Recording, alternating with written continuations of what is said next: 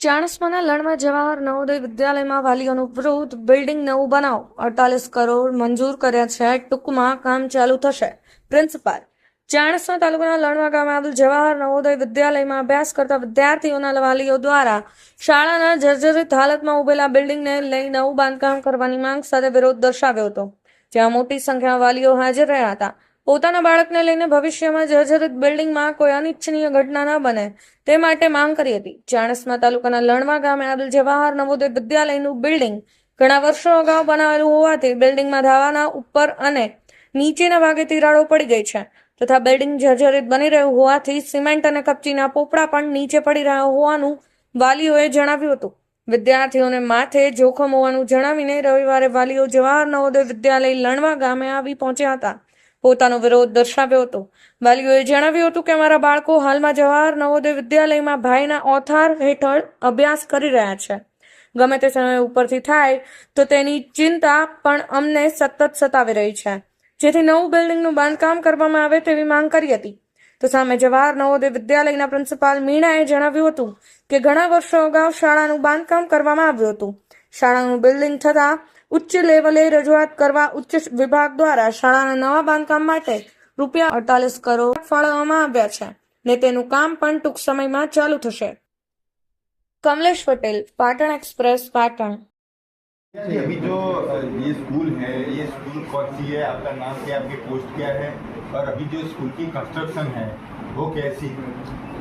मेरा नाम हरदयाल मीना है। मैं इस विद्यालय में एज ए प्राचार्य 28 मई 2025 को ज्वाइन किया था और यहाँ आने के बाद जब मैंने अध्ययन किया तो इसमें पता चला ये बिल्डिंग 1995 की बनी हुई है और बिल्डिंग जर्जरित है। इसकी सेफ्टी ऑडिट CPWD गांधीनगर और IIT कुरुक्षेत्र ने इसकी ऑडिट की तो इसमें इस बिल्डिंग को जर्जरित घोषित करके रिकंस्ट्रक्शन का ये उन्होंने सिफारिश की और इस बात को हमने हमारे क्षेत्रीय कार्यालय के माध्यम से हेड ऑफिस को भी अवगत करवाया।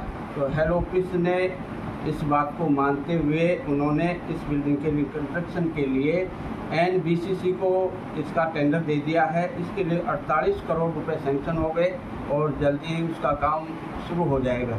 ड्राइंग शीट बन के और जल्दी इसका काम शुरू हो जाएगा। स्कूल में कौन सी जगह अभी रिकंस्ट्रक्शन होगा और अभी पूरी बिल्डिंग ही रिकंस्ट्रक्शन होगी और इसके लिए 48 करोड़ सैंक्शन होगी। डैमेज वाले अभी कौन से पार्ट है? डैमेज ऐसे पूरी तरह से डैमेज वाले तो नहीं है लेकिन पूरी बिल्डिंग ही जर्जरित घोषित है।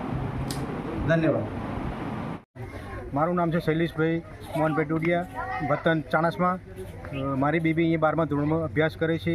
હું છેલ્લા 6 વર્ષથી આ સ્કૂલની અંદર રૂટીન આવું છું. દર રવિવારે અને શનિવારના દિવસે જ્યારે પણ આવું છું ત્યારે ભણવાના તો પ્રોબ્લેમ તો હોતા નથી, પણ જે પ્રોબ્લેમ છે એ બાળકોને રહેવાની વ્યવસ્થા હોસ્ટેલની અંદર હોય છે. જે છોકરાઓની બી અલગ છે અને છોકરીઓની બી અલગ છે. જે છોકરીઓની અલગ છે ત્યાં બી એકદમ જર્જરિત હાલતમાં ગમે ત્યારે આ પડી ભાગે એવું છે. અને અંદર લગભગ આખી નવોદય અંદર ઓછામાં ઓછા 700 થી 800 વિદ્યાર્થીઓ અભ્યાસ કરતા હશે. જો દરેક વિદ્યાર્થીનું અત્યારે બહુ જીવનું જોખમ છે.